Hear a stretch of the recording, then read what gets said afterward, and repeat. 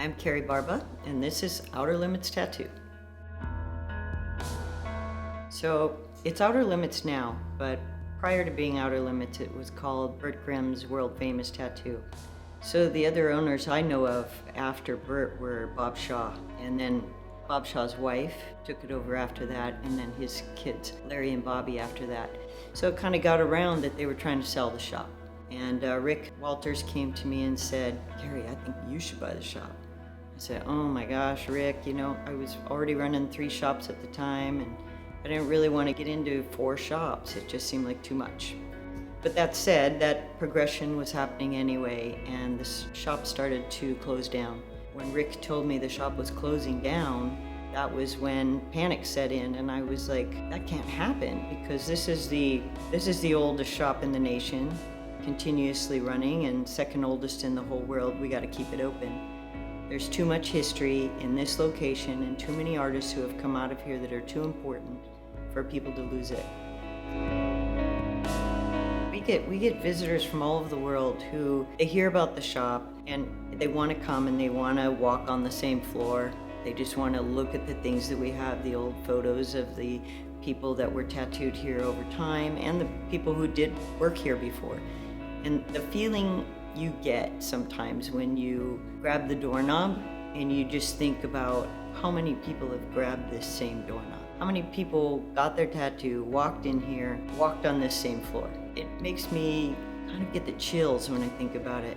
It's so amazing. And the visitors that come in, sometimes they'll talk about when their granddad came, he got his first tattoo, and he went to the Pike, and he used to go when they were kids. And we try to take pictures of those people because that little piece of history, and they're like, "Look at my first Bert Grimm tattoo," and they're like showing us their panther, or whatever they have, and it's really fun when they come in. We love that.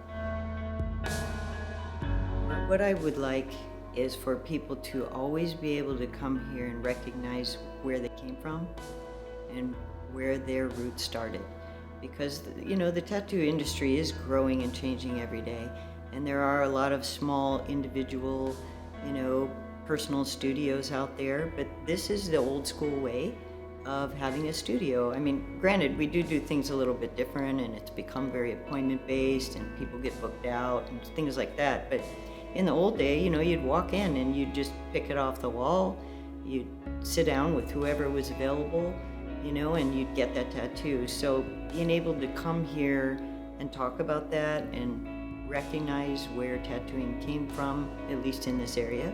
We know it came from much, much further back than Long Beach, of course, but in this area, we want people to be able to come in and have a little touch of history here. And for the future, we want to continue to grow. We want all the artists here to be the best that they can be. So we all work together as a family, trying to always make sure that each other are doing the best work, and we try to talk about and help each other all the time. And I think that atmosphere of tattoo is really important, not to worry about me or myself, but to worry about everybody you're working with. We're all getting better together. Let's all do it.